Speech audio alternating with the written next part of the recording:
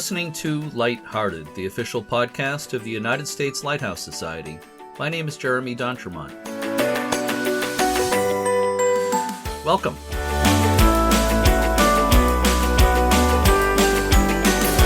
My co-host today is Cindy Johnson, Operations Manager for Friends of Portsmouth Harbor Lighthouses. Hi, Cindy. Hi, Jeremy. I looked back, and you've co-hosted 45 episodes out of the 90 we've done so far, Cindy. That's exactly half, and more than anyone else. You beat out our friend, Michelle Jewel Shaw, by 2 episodes. Not that it's a competition or anything.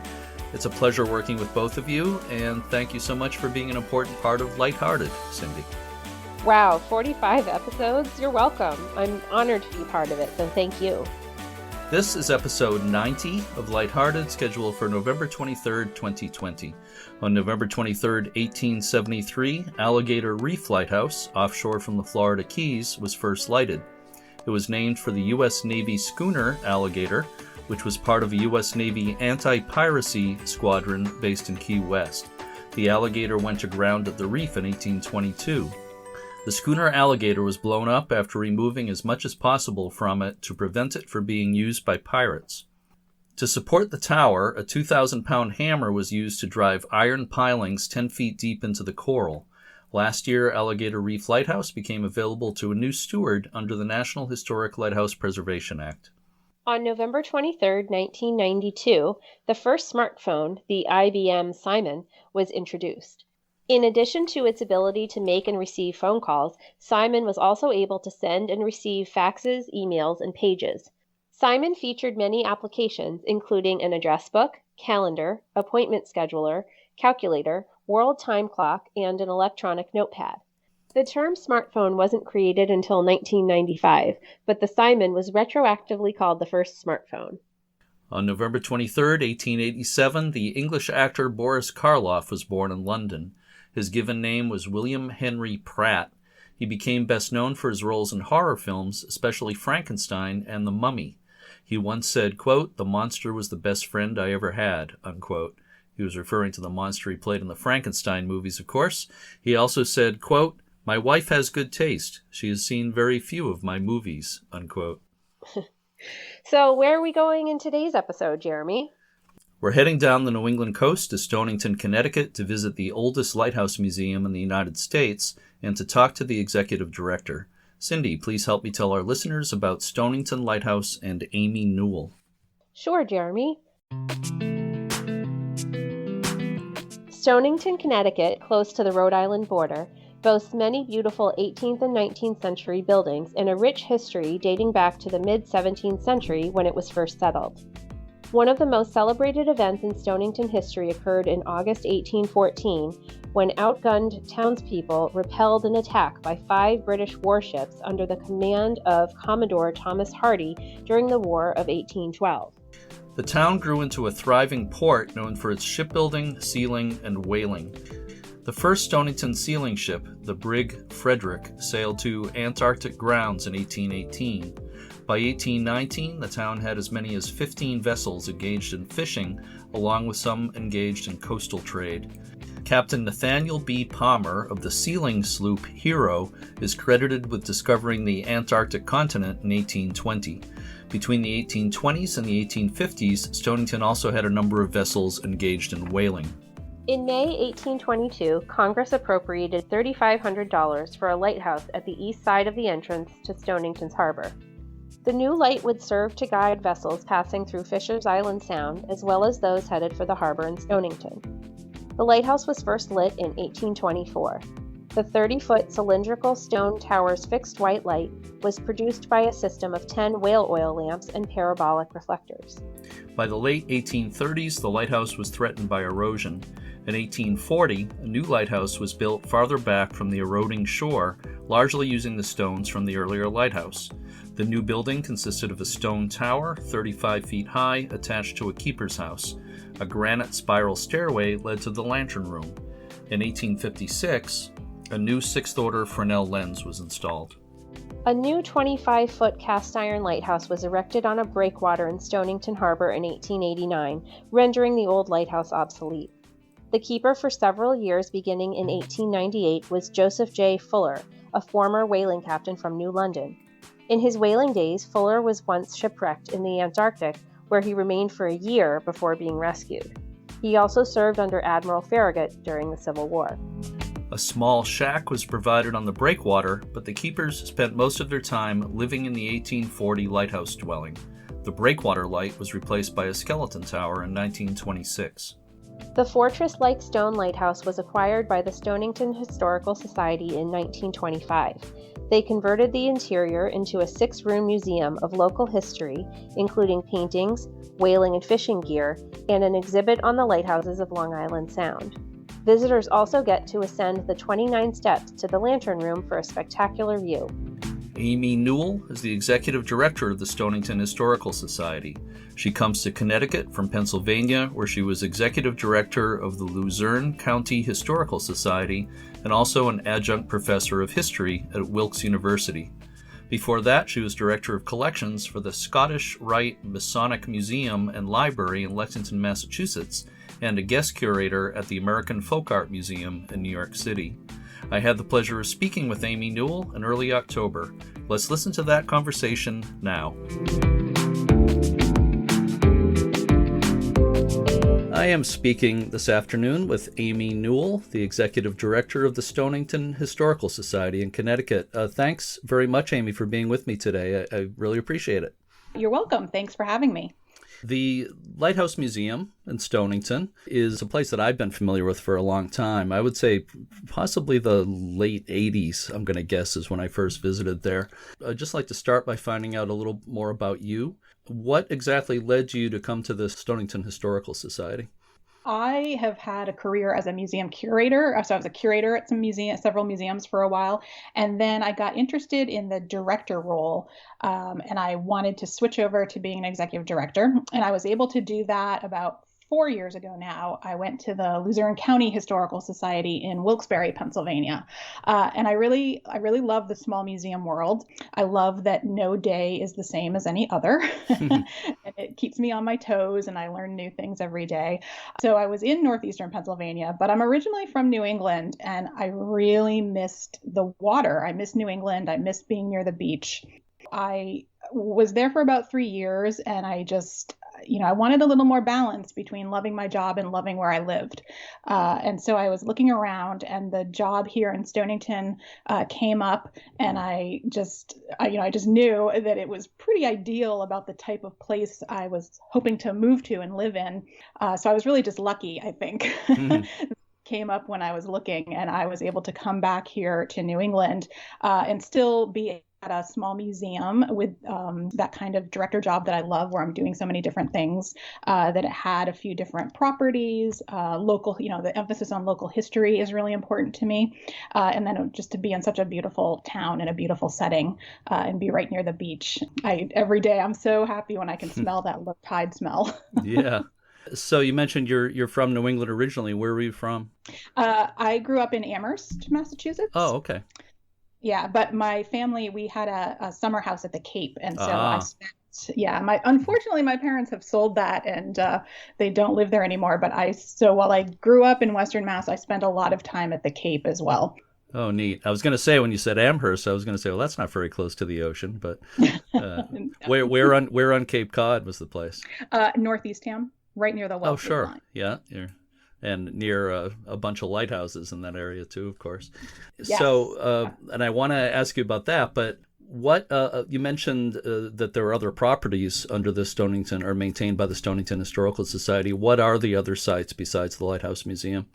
Sure. Yeah. So the Lighthouse Museum, of course. And then we have the Captain Nathaniel Palmer House, which was built in 1852. And it is both open seasonally as a museum, but it's also our administrative offices. And right next door on the same property, we have our Woolworth Library and Research Center. And then we also own the Arcade and the Ocean Bank buildings, which are in the borough of Stonington, not too far from the Lighthouse. Those are rented, so they are not open as museums, but we do own and maintain those as well.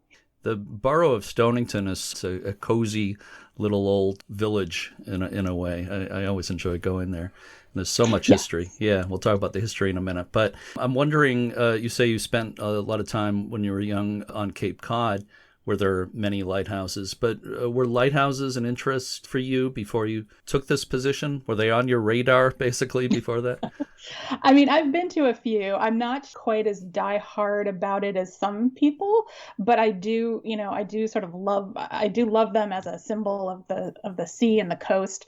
I also worked at the Nantucket Historical Association early in my career, and of course, the lighthouses there have a very long and important history, and so it was exciting to have a job where we have a lighthouse. It was kind of an exciting part of the job for me, and it's so funny. I tell museum friends, and almost all of them are like, "You have a lighthouse," and it's sort of a point of pride to be able to say, "Yes, we do."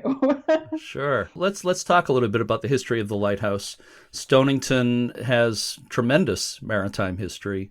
Could you tell us what are some of the factors that led to the lighthouse being established in 1824? Sure. And keep in mind, I am still learning. I just came on here in January, but I've read some about the treacherous nature of getting into Stonington Harbor. So in the early 1800s, when they had really started to settle and fish and start to use the harbor more, my understanding is that there are quite a lot of reefs and shoals under there, both from Fisher's Island Sound and to get into the harbor. I've read about how even in 1819 or the early 1800s, there were no instructions in navigation guides about how to get into the harbor. There were some improvised markers. I think there are some good stories about that, but really it was pretty difficult. By 1819, they did have a pilot boat that would guide vessels in, but I'm sure that was kind of limited in how much traffic you could really handle. And they were starting to have more fishing and more packets to New York. And then, of course, transporting cheese and grain and produce was becoming a very busy harbor. And so, but it was still very dangerous trying to get in and out around those difficult spots there under the water. I understand that whaling was big. There are whaling ships coming out of Stonington. Also sealing, is that correct? Do I remember that right? Yeah, so Captain Palmer, the Palmer House that we have, he was in sealing initially, and when he was 21 in 1820, 200 years ago, he is often credited with being the first to sight Antarctica while he was captain of a sealing boat, the Hero, when he was 21. I think his ship sailed more out of New York rather than Stonington proper, but there was whaling and sealing that was coming out of this area for sure. And yeah, and again, it's sort of exciting to me to be back here where all of my whaling knowledge from my Nantucket days, I feel like I can kind of hold my own. Right. Yeah, absolutely. Nantucket being the whaling capital of the world for, about a century? For a while, yeah. So let's talk a little bit more about the history of the lighthouse. Are there any particular stories of keepers that you find especially interesting? Yeah, I mean, I think I'm going to be kind of predictable here and say the Potters, who were the first, William Potter was the first keeper. And I have to give a nod to his wife, Patty, because so our lighthouse was built in 1840. He unfortunately died in 1842, and then his wife took over being the keeper. And I think it's such a great story about women's history, which of course has traditionally been understudied. I think we're making a lot of progress there. And then the fact that they had 8 children total. And when they moved in to the lighthouse in 1840, they were still living, 6 of their children were still living with them. So if you've been to the lighthouse, it's not a huge building. And you think about 6 of their kids and the 2 parents, and how that must have been. It's one of the things I think about when I'm down there a lot, about how it would be to live in there with, 7 other people. So I think it's a really interesting story. There's a lot of good primary sources about their time there. I mean, there's sort of a famous story about Patty and how she was kind of derided in the records as being a really bad housekeeper. I have started to wonder, has that become a story that's just gotten repeated a lot? I keep thinking that I should go back and dig into that a little more. I know there's some sources about it, but I guess it kind of makes me want to go back and look at that more. But then again, you think, she had many children. She was a widow. She was doing the actual keeper's work. I don't think we should judge her too harshly for falling behind on her housework a little bit. One of the other keepers, this is sort of an interesting story, was Henry Burgess. And I don't think well, I guess he was there for about 8 years. But when we were just doing the work on the lighthouse, well, I know we'll talk about that shortly. We uncovered some, I guess I would call it graffiti, although it was, it was a name painted on one of the rafters. And it said E. Burgess. And then we also found inside the wall sort of a cardboard sign that was painted in black ink, and it said E. Burgess, lighthouse keeper, or something to that effect. Huh. And so when they pulled that up, we all said, huh. And so we went and looked, and we knew Henry Burgess was the keeper. His wife's name was Eliza, and it seems weird that she would have signed the rafter and put E. Burgess on some kind of cardboard sign, lighthouse keeper. But then they had a son named Edward, and he was ages 7. He lived there from the age of 7 to the age of 15 when his father was the keeper. So I kind of wonder, was he the one up in the second floor on, painting his name on the rafter? So again, it's a little bit of a less fleshed out story, but it definitely piqued my interest when we were finding these little tidbits inside the building. Let's talk a little bit about the architecture of the lighthouse. It's pretty unique. I always think of the lighthouse as a little castle. Some people think it looks like a church. Are there any special architectural features that you think make the building interesting? Yeah, this is an interesting question. I'm such a literal thinker, and so when I approach it, I just think it's a lighthouse. And I know they come in like lots of different shapes and sizes, of course. And so, I really think it's interesting, the tower, how it's 8-sided and all that granite that they had to heft up there to make the tower. Definitely during the project that we just did, the construction project, it was interesting because, and this may be me seeing the trees instead of the forest, but it was just so interesting to see some of the things they turned up when they really took parts of the building, uncovered parts of the building. One of my favorite things that we looked at, that we found, was that the L in the back that was added in, we think, the 1870s, they took down part of the wall back there, and the original exterior wall was, of course, underneath, and it was still whitewashed. And to me, that was really exciting because you see so many images and postcards of our lighthouse when it was whitewashed white all the way around, because it isn't right now. But there was the whitewash from the 1870s when they put that addition on. And it was, I love that kind of thing as a museum curator and museum person, to be able to say, hey, you're not just looking at an old picture, but here you can come into the lighthouse and see that original or period finish that was left behind. So it's not really architectural, but I think in terms of aspects of the actual building, that was really exciting. And of course, just looking at the building as I'm a curator, I look at the building as object. So I really like to look at some of those, pieces of it to sort of see how it evolved over time, and the story of how it looked in the past, or how it's changed as it's come down to us.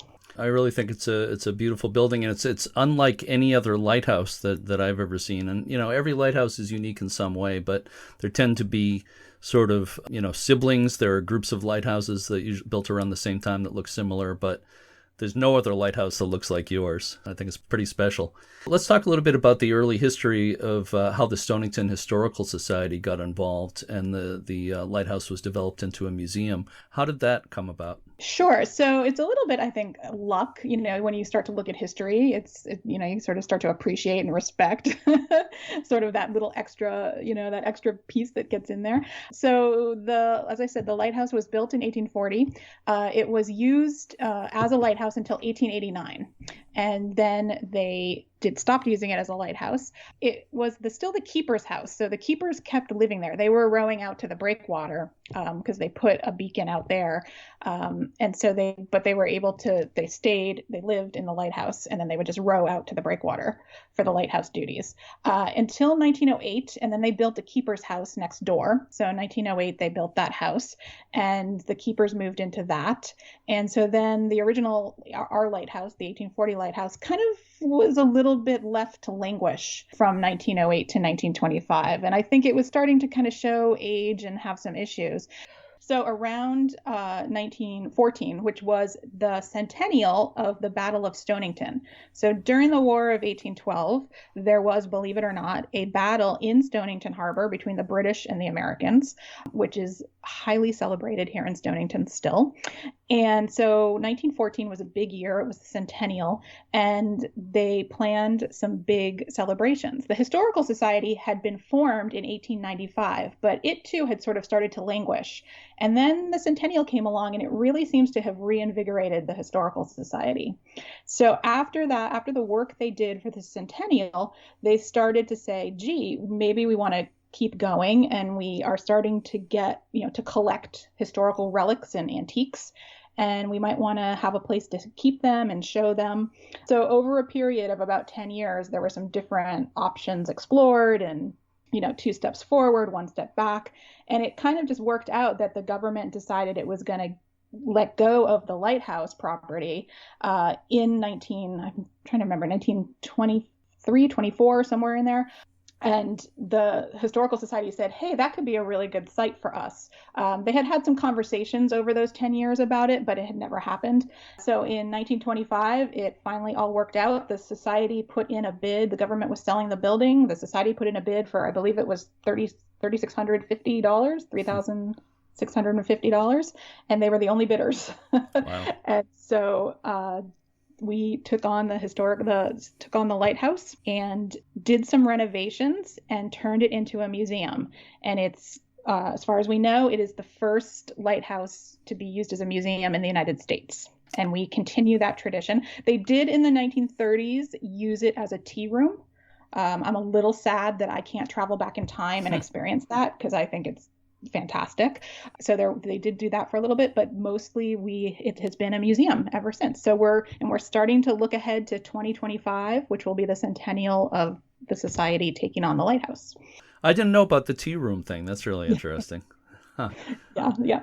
So I wish I could go back to that too. I'm hoping you can clarify something for me. Mostly over the years, I've seen it referred to as the Old Lighthouse Museum, but it seems like more recently it's just Lighthouse Museum, like the old has been dropped from the name. Is that correct? Yeah. I think I think it's rather recent. Again, I've been with the society since January, so I'm a definite newbie.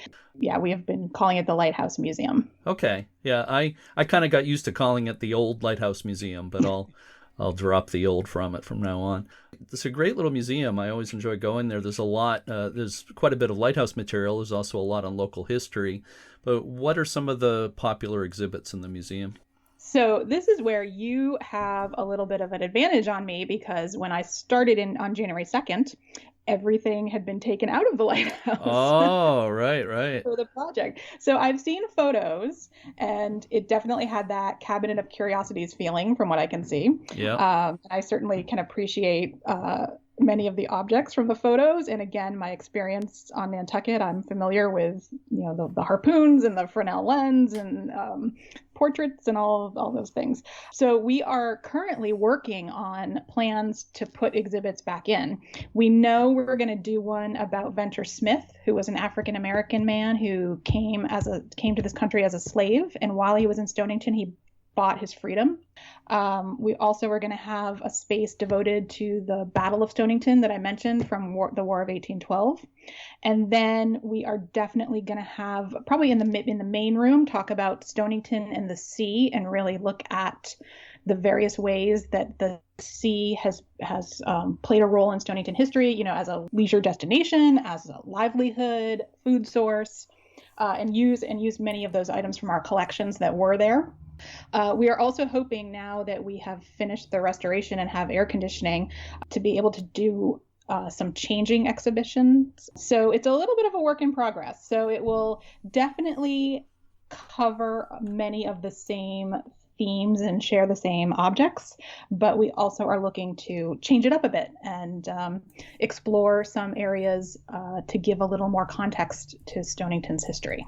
You mentioned the Fresnel lens. You do have a beautiful lens in the collection that's been on display, along with a kind of a panel about, I think it was Long Island Sound lighthouses. Is that Yeah, correct? that came down, and we weren't able to save it. So but I think we will have some space about the light. What is the lighthouse itself? What is it? What was its purpose? Why do we have them? And the lighthouse keepers. We will also have some information about that. Yeah, you mentioned the Fresnel lens in the collection. It's a fourth order lens, beautiful example.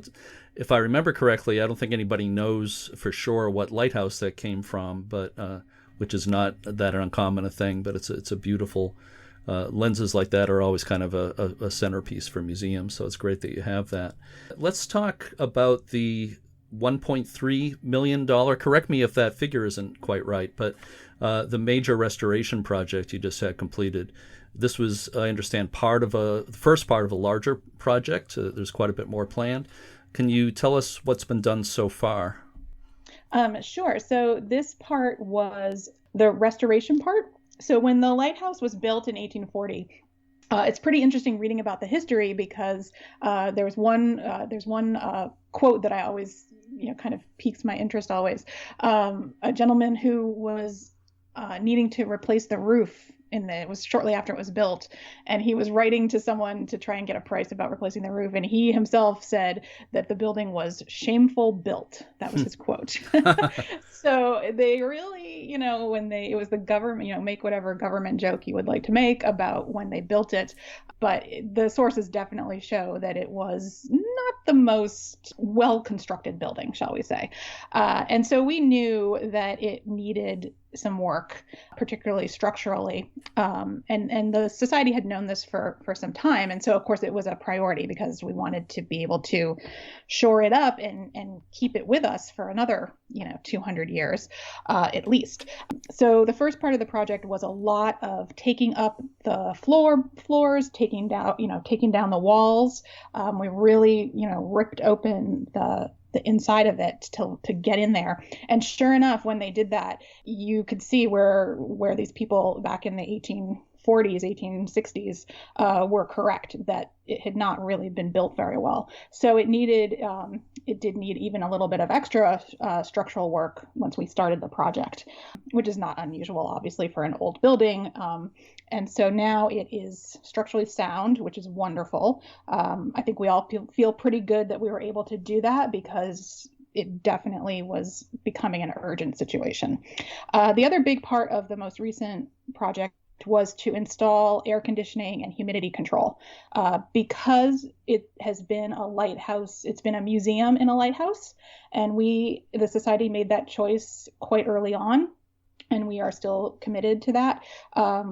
We felt pretty strongly that we needed to protect the collections that we show inside, and preserve those objects as well. So now it is a building that has humidity and air conditioning and heating as well. It did have heating, but it's been much improved in terms of efficiency and in terms of the conditions that we can create in there.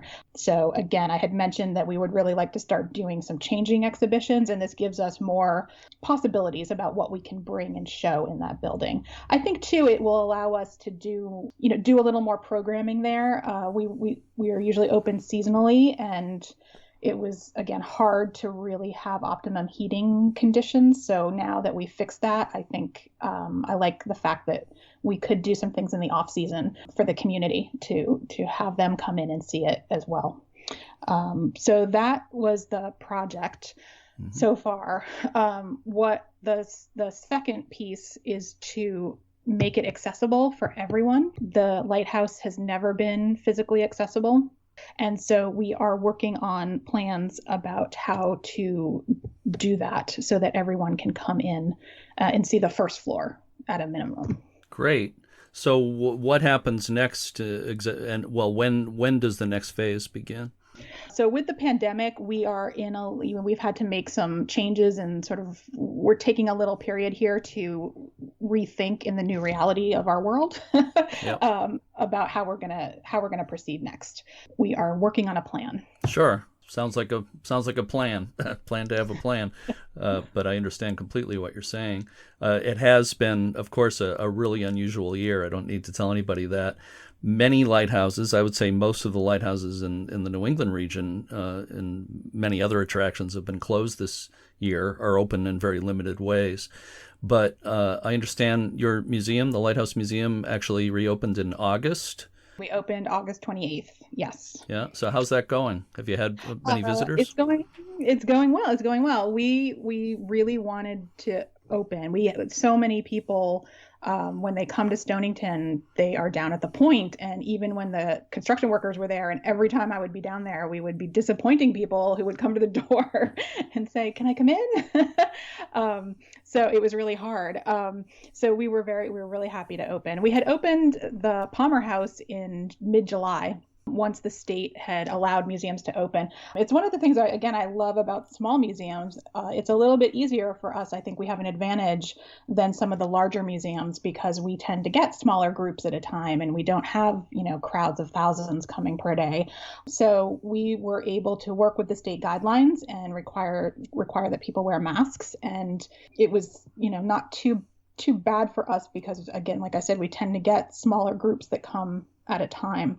So at the Lighthouse, we do ask that people wear masks and we allow about 10 to 12 people in at a time to have some social distancing in the building.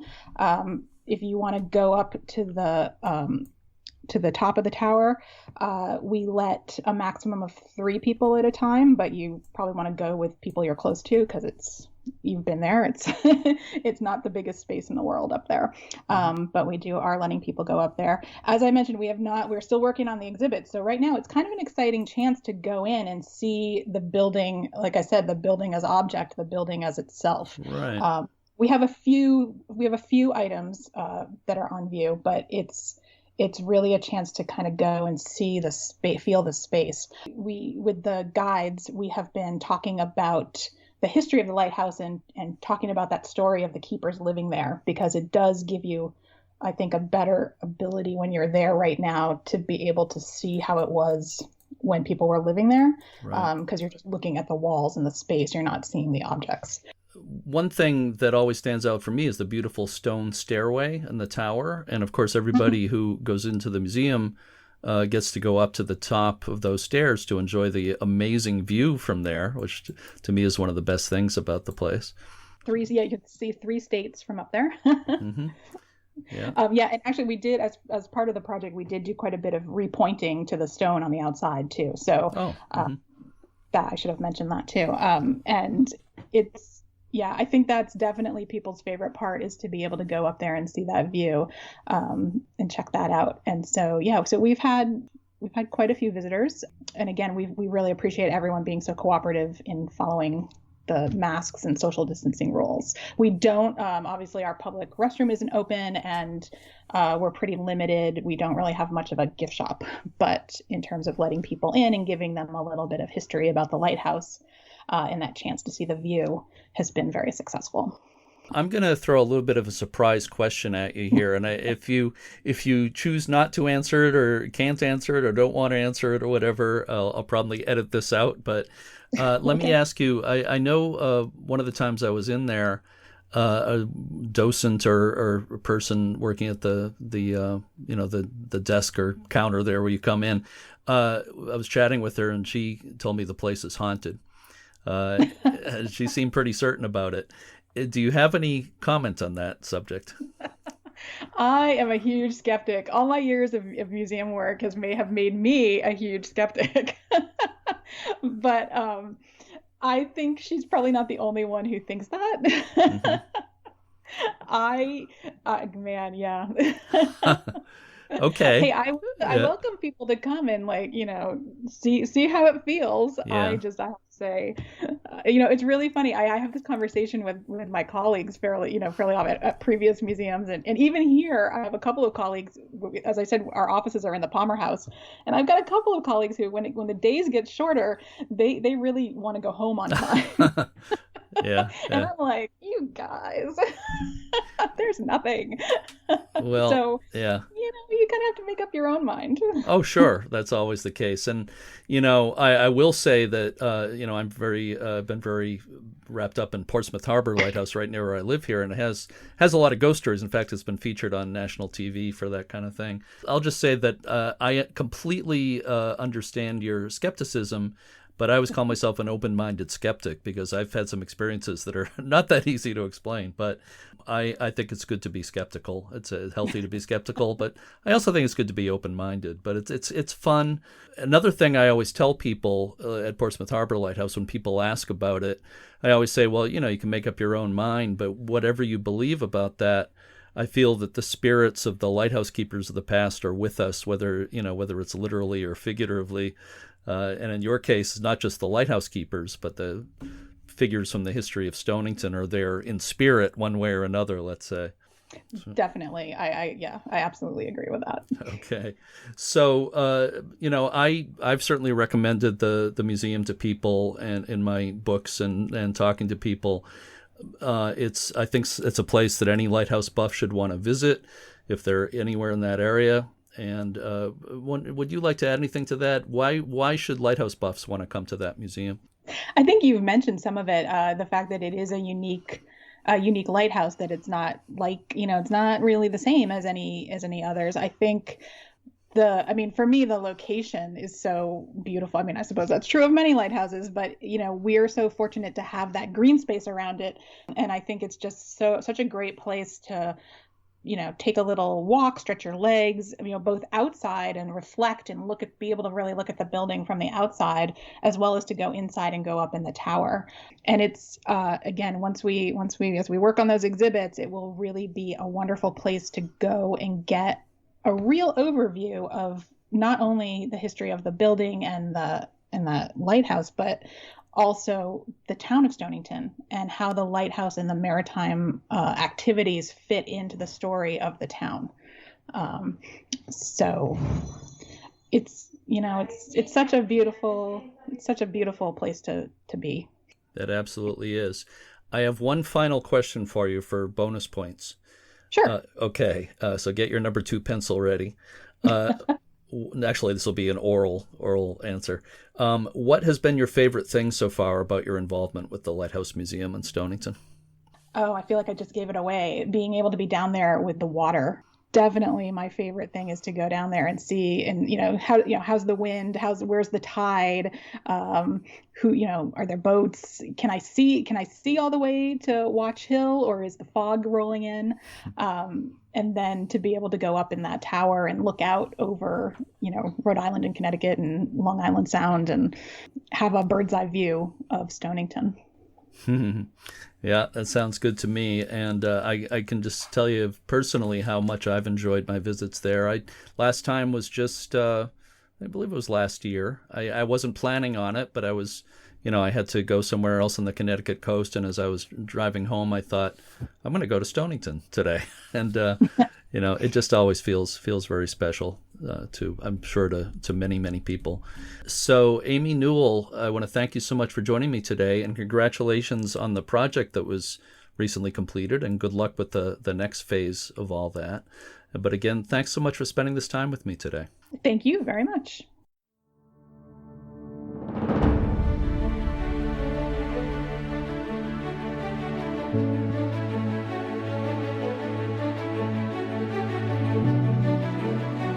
In the interview with Aimee Newell, she mentioned the Battle of Stonington in the War of 1812. Here's some more detail about what happened. On the evening of August 9, 1814, a British naval squadron consisting of 3 ships began bombarding the small settlement at Stonington Point. 2 more British ships arrived to take part in the bombardment on the next day, and over the course of 4 days, about 50 tons of explosives rained down on the town. Cannons were fired at the British ships from a small fort. On the morning of August 13th, the British left, having been unsuccessful in their attempts to land ashore. 21 British were killed and more than 50 were wounded. Nobody in Stonington was killed, and only about 8 to 10 houses were damaged. The British departure was an occasion for celebration and has been celebrated in August almost every year since 1815. 2 of the cannons used in the battle are on display in Cannon Square in the borough of Stonington.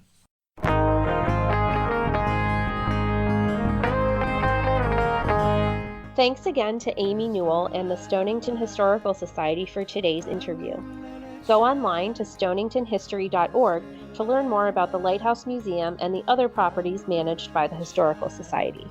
Thanks as always to the staff, members, and volunteers of the U.S. Lighthouse Society and all its affiliates and chapters. Go to uslhs.org to read about all the things the Society has to offer. If you enjoyed this podcast, please consider a membership or donation to help support it. Thanks to everyone everywhere who works to preserve lighthouses and other history. And thanks to all those who support the preservation of lighthouses in any way. What you do is important and very much appreciated. We're all on the same team. Thanks for co-hosting today, Cindy. And to everyone, as always, thanks for listening and keep a good light.